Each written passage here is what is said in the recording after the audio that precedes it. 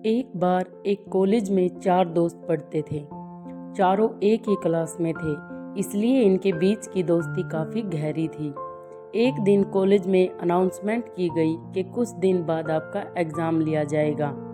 लेकिन ये बात ये चारों दोस्त भूल गए और एग्ज़ाम की एक रात पहले ये चारों दोस्त पार्टी के लिए बाहर चले गए। अगले दिन जब चारों दोस्त कॉलेज गए तो उन्होंने देखा कि एग्ज़ाम का टाइम ही ख़त्म हो चुका है।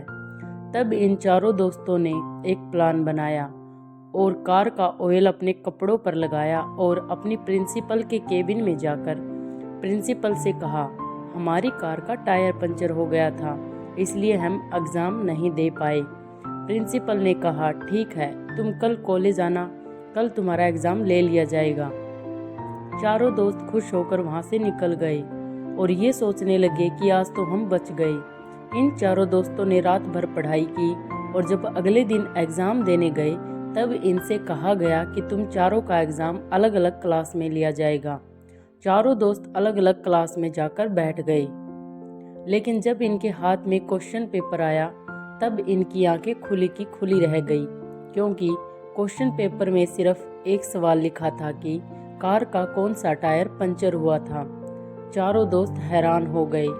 तब उनको अपनी गलती का एहसास हुआ।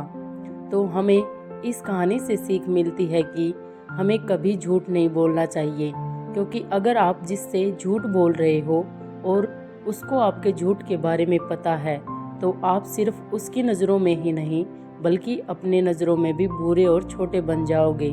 महात्मा बुद्ध हमेशा कहते हैं कि हमेशा सच